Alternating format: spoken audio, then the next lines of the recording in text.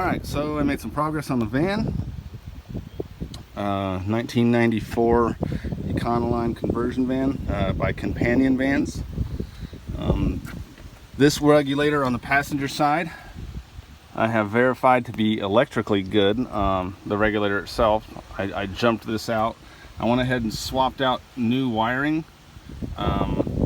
Just slaved it in without taking the harness off, and it is not this harness, so it's something in the wiring underneath the dash that either links both of them up, or I'm not sure. But when I got the van, the driver's side window was working. It just stopped working 1 or 2 days ago, so I've got to troubleshoot that down. But I did jump these out, and I'll show you how I did that. And I went ahead and read these harnesses out, and so the harness itself is good, and I'll go ahead and show you that in the garage here. So the van is too big to get in the garage, and even if it's just too tall, so I've got a makeshift tent here because it's 100,000 degrees outside. So, but even if it wasn't, the garage is too small to even it's only a 1-car garage. So I'm going to be utilizing this. I'll show you how I jump those out. And this is just a battery charger. You can also just use the battery of the vehicle. I don't really like to do that unless you're in a pinch, which I don't think you really would be in a pinch on the road with this. But I'll show you how I did that. Over here I have one of the original harnesses. I haven't read this one yet. This one is off of the driver's side door, off of the panel that I got out of the junkyard. I don't think I'm going to use this. And then over here I had this one. This is the one for the passenger side, and I've read this out. This is good, as well as the one in the van now, so I'm not going to use this either. I'll just keep it as a spare or whatever. So so what I did, in addition to reading these out, I'll show you how I jump these.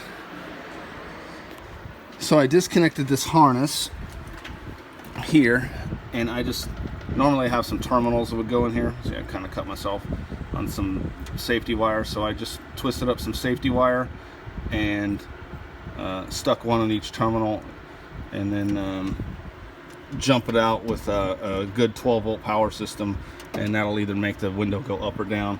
So this window, if you apply power to one side or the other, it's depending on the polarity, will make the window go up or down, so you can switch it. So that's what that switch, that terminal switch,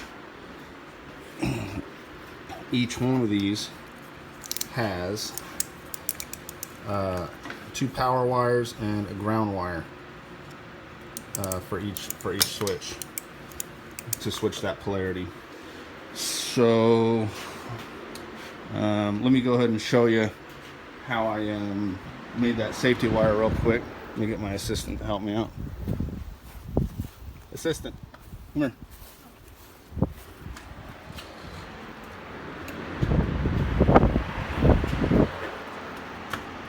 Okay.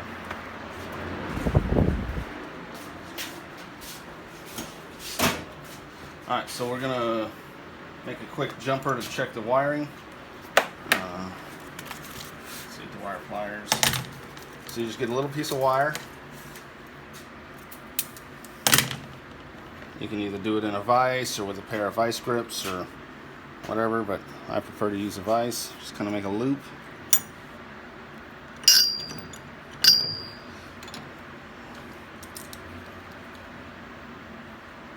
Just like that. If you don't have safety wire pliers, you can just twist by hand with a set of needle nose or whatever you got. Bam, done.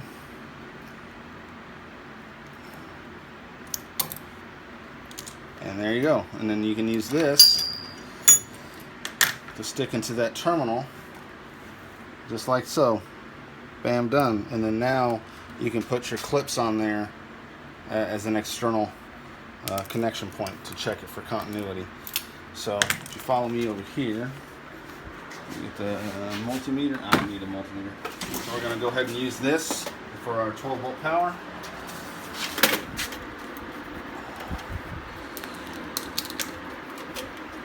Instead of using the aircraft battery, the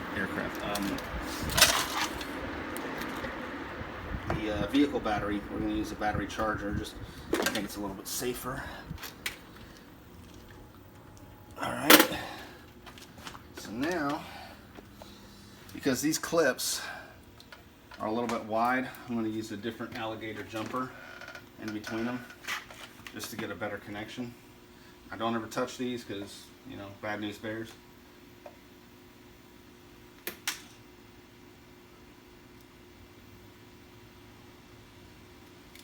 Okay, so there's one.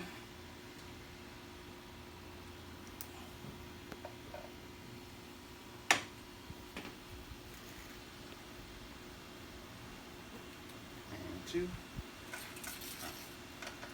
So one way or the other will make the window go up or down. So you just use this connection point that we already established. Okay, so that's going up. And the window comes down. And the window will go up. Alright, so if you're looking at troubleshooting your window, it's best to just try it out and make sure before you go ahead and spend a couple $100 on a regulator and it ends up being an electrical problem. So now I just got to track down the hard wiring through this harness into the cab here, and it's already a rat nest, so I got to figure that out.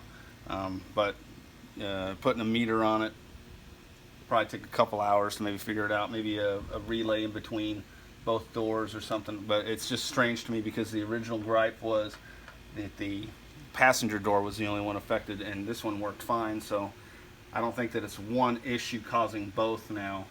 I think that they're both isolated incidents, so I'll have to keep troubleshooting on that. So, all right, kick rocks.